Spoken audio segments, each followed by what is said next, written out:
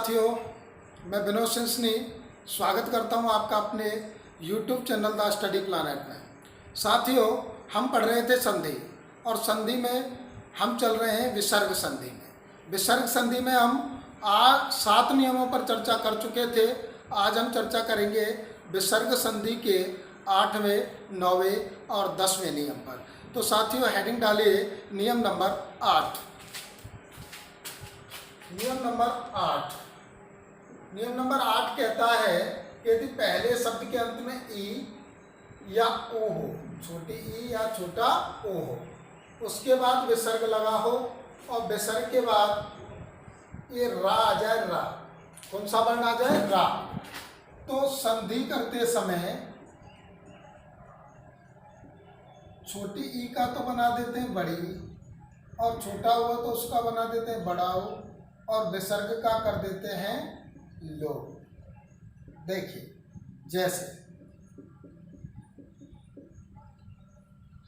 जैसे नी प्लस रो, नी प्लस रो। देखिए, पहले पद के अंत में छोटी की मात्रा है, उसके बाद विसर्ग है, विसर्ग के बाद रा है। तो देखिए, छोटी को किस में बदल देना है हमें, बड़ी में। ये बदल दिया बड़ी में। और विसर्ग का क्या हो गया, लोप शब्द क्या बन गया, निरोग। ध्यान रखना, शब्द शुद्धियों में निरोग नहीं होता, निरोग शब्द होता है। और देखिए, नी प्लस रस, शब्द क्या बन गया बताओ, नीरस। ये हो गया रोग रहित, ये हो गया रस रहित। देखिए, नी प्लस रव, रव माने आवाज, शोरगुल, शब्द बन जाएगा नीरव। और देखिए ऐसे ही नी प्लस रंध्र, शब्द बन जाएगा निरंध्र, छिद्र रहित, निरंध्र। ठीक है। ऐसे देखिए, दू प्लस रो, सॉरी, दू प्लस राज, दुराज, दू प्लस रम्य, दुरम्य। तो साथियों, ये हुआ हमारा नियम नंबर 8। ठीक है। यदि ई या ऊ के बाद विसर्ग हो, विसर्ग के बाद रा हो, तो छोटी को बड़ी में, छोटे को बड़े में और विसर्ग का लोप कर देते हैं। जैसे नी प्लस रो बराबर नीरो, नी प्लस रस बराबर नीरस, नी प्लस रव बराबर नीरव, नी प्लस रंध्र बराबर नीरंध्र, दू प्लस राज बराबर दुराज, दू प्लस रम्य बराबर दुरम्य। तो एक बात और आपको ध्यान रखनी है, वो ये है कि यदि नीरोग, नीरस, नीरव, नीरंध्र इनका संधि विच्छेद करवाएं तो आपको इस तरह से करना है। नी प्लस रोग, नी प्लस रस, नी प्लस रव, नी प्लस रंध्र। और दुराज का करवाएं तो दू प्लस राज, दुरम्य का करवाएं तो दू प्लस रम्य। लेकिन जब उपसर्ग अलग करवाएं तो ये उपसर्ग नहीं होता नी और दो, उपसर्ग करें तो निर और दुर होते हैं। यदि कहे कि निरोग शब्द में कौन सा उपसर्ग है, तो निरुपसर्ग है। ठीक है। और संधि में जब उपसर्ग और मूल शब्द अलग करवाए तो आपको करना है निर प्लस रोग, निर प्लस रस, निर प्लस रव, निर प्लस रंध्र, दुर प्लस राज, दुर प्लस रम्य। लेकिन संधि पूछे तो आपको विसर्ग संधि बतानी और संधि विच्छेद करना है, ऐसे नी और दो से। तो ध्यान रखना, जहां पूछा जाए, जैसा पूछा जाए, आपको वैसे ही उसका जवाब देना है। अब हम बात करते हैं नियम नंबर 9 के विषय में। देखिए, नियम नंबर 9 क्या कहता है।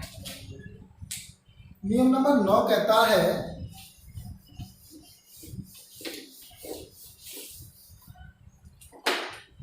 नियम नंबर 9 कहता है, मोस्ट नियम है, ध्यान रखना, कि यदि आ या आ को छोड़कर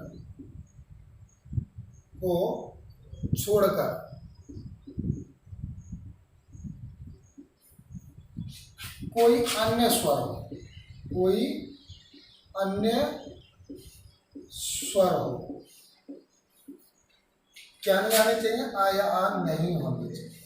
आया आ को छोड़कर कोई अन्य स्वर हो और उसके बाद क्या लगा हो, विसर्ग। विसर्ग के बाद किसी भी वर्ग का, किसी भी वर्ग का, किसी भी वर्ग का तीसरा, चौथा, पांचवा वर्ण हो, या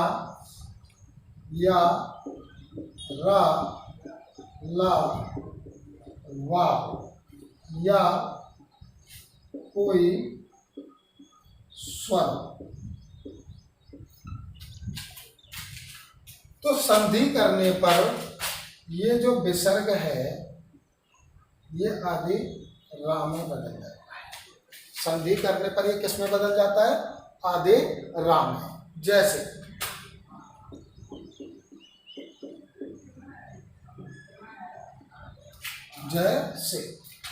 जैसे में देखिए शब्द है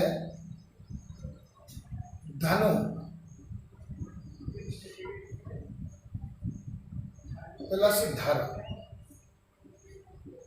देखिए या ओ की मात्रा है, आ या आ को छोड़कर अन्य कोई स्वर हो तो या ओ की मात्रा है, उसके बाद विसर्ग है और यहाँ चौथा वर्ण है ता वर्ग का, तो विसर्ग किस में बदल जाएगा, आधे रा में। तो शब्द बन जाएगा धनु। ये रा में बदल गया, आधे आधे रा को इसके ऊपर चढ़ा देते हैं, शब्द बन जाएगा धनुर्धर। धनुर्धर। ज्यादातर ऊपर रा चढ़ने वाले शब्द विसर्ग संधि में ही आते हैं, धनुर्धर। और देखिए आयु प्लस वेद, 11 लावा में से आ जाए कोई, सब बन जाएगा आयुर्वेद। यजु प्लस वेद, यजुर्वेद। देखिए ज्योति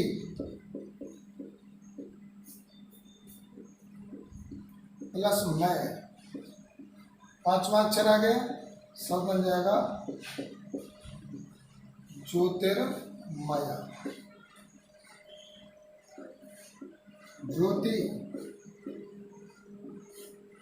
प्लस लिंग, सब बन जाएगा, देखो 11 लावा में से आ गया ज्योतिर्लिंग।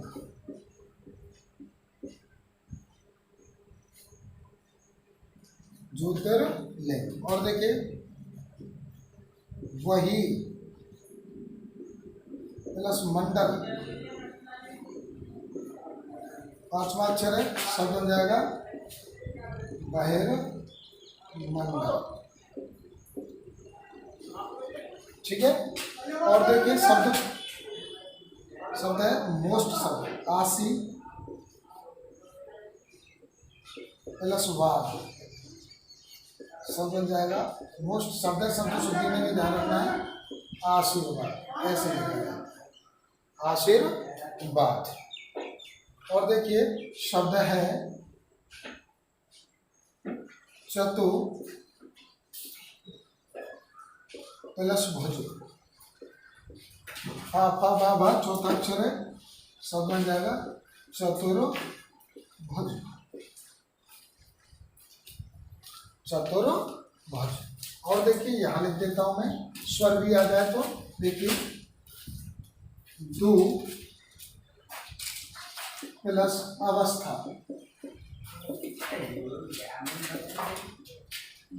स्वर आ जाए।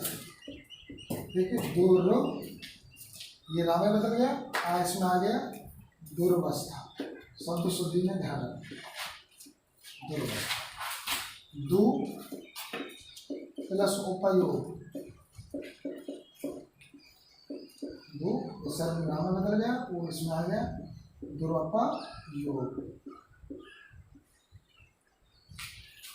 नी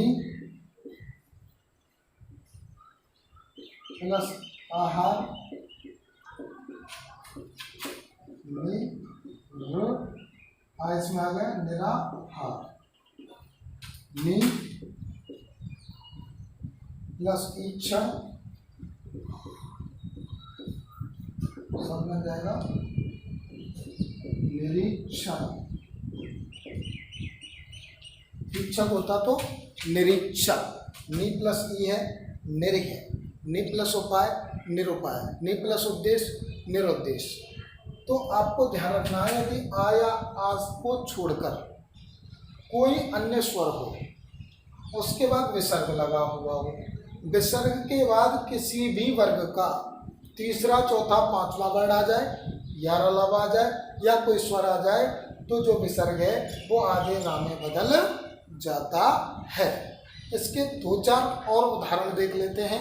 उन दो चार उदाहरणों से भी आप बहुत सारे उदाहरणों को क्लियर कर लेंगे। ठीक है, मैं इन उदाहरणों को मिटा रहा हूँ, आप एक स्क्रीनशॉट लेना चाहें तो उनका ले सकते हैं। ठीक है, देखिए 4-5 उदाहरण हम देख लेते हैं।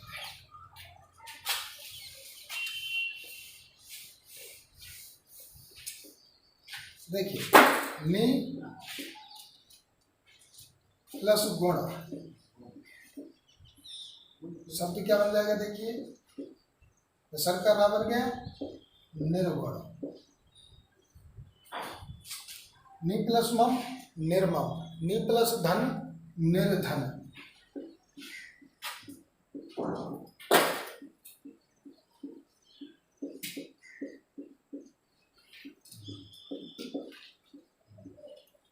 और कैसे दु प्लस गुण दुर्गुण, दु प्लस व्यवहार, सब बन जाएगा दुर्व्यवहार। निर और दुर वाले शब्दों में विसर्ग संधि होती है, ध्यान रखना आप। निर और दुर उपसर्ग वाले शब्दों में विसर्ग संधि होती है। जब उपसर्ग अलग करवाते हैं तो निर और दुर करते हैं, लेकिन संधि विच्छेद करवाते हैं तो नि और दु करते हैं। तो साथियों ये था नियम नंबर 9। लेकिन नियम नंबर 9 के कुछ शब्द अपवाद में भी हैं, उनको भी देख लेते हैं। मैं इनको मिटाकर उन शब्दों को लिख देता हूँ।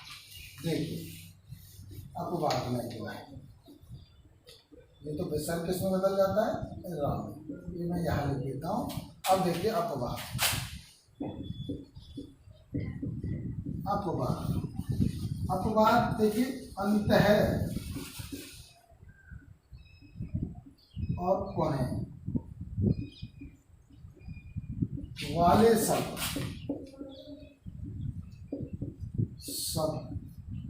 इसके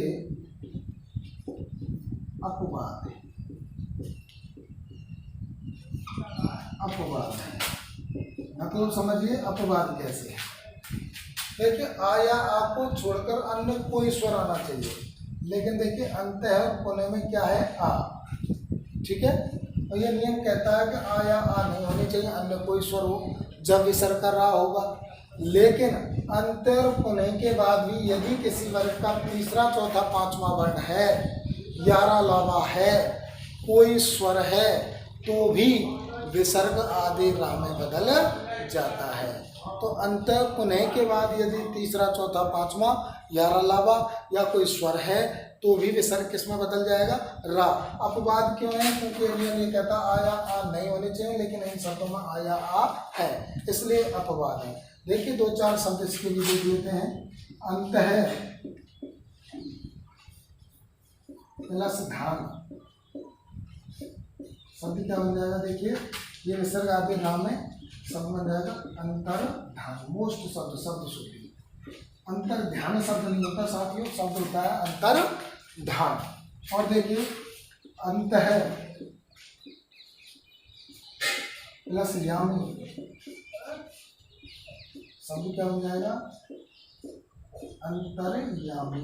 शब्द शुद्धि में ध्यान रखना, अंत और पुन, अंत के ता पर अगर रा चढ़ रहा है, जैसे अंतर्धान यहाँ से लिख देता, अंतर्यामी यहाँ से लिख देता।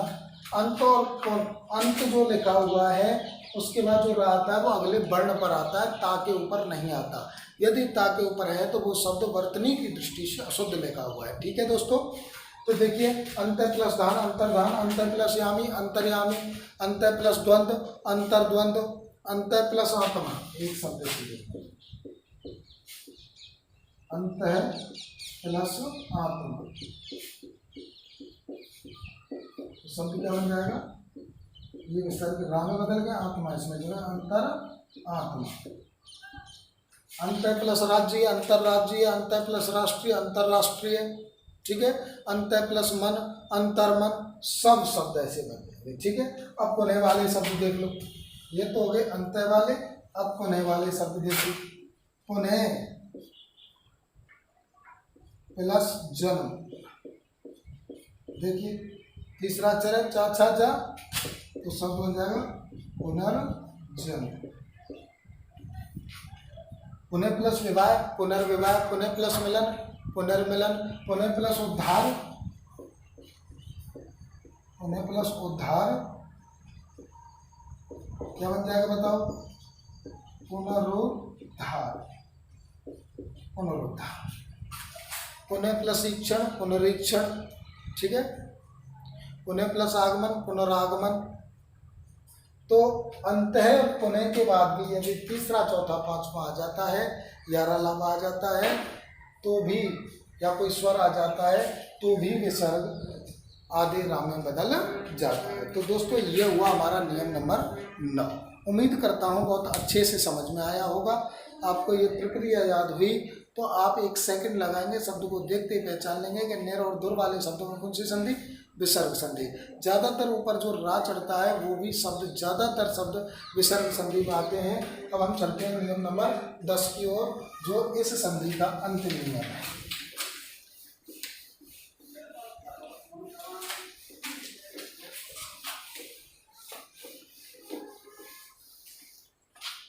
साथियों नियम नंबर 10 क्या कहता है? देखिए नियम नंबर 10 कहता है कि इधर आया आहो, उसके बाद विसर्ग लगा हो, और विसर्ग के बाद काया पाहो, काया पाहो, केवल कप हो कप, तो विसर्ग में कोई परिवर्तन नहीं होता, कोई परिवर्तन नहीं होता, कोई परिवर्तन नहीं होता। जैसे देखिए, जैसे प्रातः है प्लस काल, प्रातः है काल, प्रातः रज प्लस कण, का और पा जाए तो रज है कण, ये शब्द शुद्धि में आते हैं, शुद्ध है बिल्कुल। तप है प्लस पूत, तप है पूत, पाया प्लस पान, पाया पान। मन है प्लस प्रसाद, मन है प्रसाद। ये देखना केवल आया के बाद काया पा, मन है प्रसाद, उन्हें प्लस प्राप्ति, उन्हें प्राप्ति। और देखिए अंत है प्लस पूर्व, अंत है पूर्व, अंत है प्लस कर्ण बराबर अंत है कर्ण। अध है प्लस पतन, तो अधोपतन नहीं होगा, अध प्लस गति से अधोगति हो जाएगा, तो तीसरा अक्षर है। अध प्लस हस्ताक्षर अधोहस्ताक्षर हो जाएगा, अध प्लस वस्त्र अधोवस्त्र हो जाएगा, लेकिन का और पा जाए तो जो की का अधोपतन नहीं लिखा जाएगा। क्या लिखा जाएगा? अध मोस्ट शब्द देखिए, मन है कामना, सब मनोकामना नहीं बनेगा, मन है कामना, मन है। दोस्तों ध्यान रखना, मनोकामना नोट घेर सकते हैं इस पर, मनोकामना और अधोपतन, ये ज़्यादातर आते हैं कि सब में सही संधि नहीं हुई है, तो मनोकामना अधोपतन में सही संधि नहीं हुई। मनोकामना और अधोपतन शब्द संधि की दृष्टि से अशुद्ध है, संधि की दृष्टि से अशुद्ध है, अशुद्ध है। ध्यान रखना आ जाएगा कौन सा शब्द संधि की दृष्टि से अशुद्ध है, तो मनोकामना और अधोपतन। किस शब्द में सही संधि नहीं हुई है, तो मनोकामना और अधोपतन। एक स्क्रीनशॉट ले लो आप, जिससे हम इस संधि के जो अपवाद है उन पर चलते हैं और उसी के साथ विसर्ग संधि को समाप्त करते हैं। ठीक है दोस्तों, अब देखिए इस संधि के कुछ अपवाद हैं, उन पर भी बात कर लेते हैं। काफ़ी दिन हो गए संधि वाले इस टॉपिक को, आज ये टॉपिक समाप्त हो जाएगा। कुछ विद्यार्थियों को कमेंट भी आते हैं कि संधि वाला टॉपिक समाप्त नहीं हो रहा है। साथियों, जब डिटेल में पढ़ते हैं तो टाइम तो लगता है, ठीक है। हम डिटेल में पढ़ रहे हैं हर टॉपिक को, ऐसे पढ़ रहे हैं जिससे दोबारा फिर तुम्हें पढ़ने की आवश्यकता ना हो। तो साथियों टाइम लगता है, चीज़ें जब अच्छी तरीके से की जाती हैं तो उनमें टाइम लगता है। तो ये लंबा टॉपिक क्यों हुआ है, क्योंकि आपके लिए वास्तव में हमने मैटर दिया है। अगर चाहें तो इसे 1 घंटे में भी विसर्ग संधि को समाप्त कर दें, 2-2 4-4 उदाहरण कराएं, लेकिन साथियों आपका जो समय इसे देखने में लग रहा है वो बेकार नहीं जाएगा। आप शब्द को देखते ही पहचान लेंगे, इसमें विसर्ग संधि है, देखते ही तोड़ देंगे, देखते ही जोड़ देंगे। जब इतने सारे शब्दों को तुमने पहले से ही तोड़कर जोड़कर देख रखा है तो वहाँ चुटकी बजाने की देर है और वो प्रश्न हल हो जाएगा। साथियों इसलिए टॉपिक बड़ा हो गया क्योंकि मैंने ये सोचा था कि ये वीडियो देखने के बाद आपको कोई गाइड पढ़ने की आवश्यकता ना हो उदाहरणों के लिए भी, इसलिए मैंने ज़्यादा से ज़्यादा उदाहरण इस संधि वाले टॉपिक में आपके लिए दिए हैं। तो अब आगे से मैं ध्यान रखूँगा, इतना बड़ा टॉपिक को नहीं करेंगे, बस 2-4 उदाहरण दे करके बहुत सारे उदाहरणों को आपके लिए ओरली बता देंगे, मतलब मुँह ज़बानी बता दिया करेंगे और 2-4 बोर्ड पर करा दिया करेंगे, ठीक है। लेकिन छोड़ेंगे कुछ भी नहीं, कराएंगे सभी उदाहरणों को, ठीक है। तो इस संधि के कुछ अपवाद हैं। अपवाद उससे कहते हैं जो नियम में नहीं चले। नियम कहता है आ के बाद विसर्ग हो, विसर्ग के बाद काया पा जाए तो कोई परिवर्तन नहीं होता, ठीक है। तो अब ऐसे शब्द हैं जिनमें परिवर्तन हो जाता है, इसलिए वो शब्द क्या कहलाए, अपवाद। अपवाद ये होते हैं, मान लो किसी पर 4 पुत्र हैं, वो बड़ा सीधा साधा इंसान है, उसके 4 पुत्रों में से 3 भी सीधे साधे हैं, लेकिन चौथा बहुत बदमाश है, तो लोग क्या कहते हैं चौथा बड़ा अपवाद है, इनसे अलग है। ऐसे ये सारे शब्द तो इस नियम के अकॉर्डिंग थे, लेकिन कुछ शब्द हैं जो इससे अलग हैं, इसलिए क्या है ये अपवाद। जैसे देखिए शब्द पहला मैंने ले दिया नमे प्लस कार, देखिए हिसाब से तो विसर्ग जो कि तो लिखा जाना चाहिए था, लेकिन इसमें विसर्ग का क्या बनना है, सा, नमस्कार, ठीक है। और देखिए शब्द है पूरे प्लस का, शब्द बन गया पुरस्कार। ध्यान रखना पुरस्कार होता है, पुरस्कार नहीं होता शब्द शुद्धि। पूरे सभी शब्दों को लिख दूंगा जिससे मैं तुम्हें अन्य कोई गाइड की आवश्यकता ना हो, अन्य गाइड में उदाहरण देखने की आवश्यकता ना हो, इसलिए मैं सभी नियमों के सभी शब्द लिखे हैं मैंने। पूरे प्लस कृत पुरस्कृत, तेरे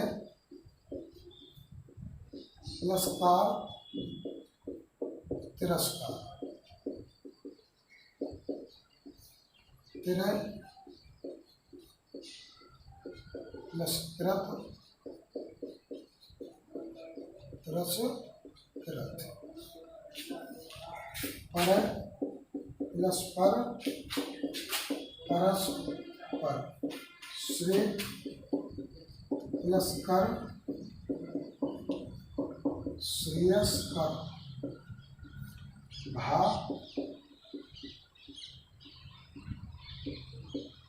प्लस कर भास्कर, भा प्लस पति भास्पति, सूर्य का ही पर्यावाची भास्कर, भामान दिन पतिमन स्वामी, भामान दिन कर्मन करने वाला, ठीक। और देखिए ग्रह बृहस्पति बृहस्पति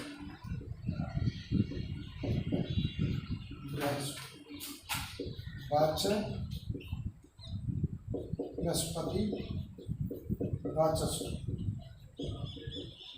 ये भी बृहस्पति का।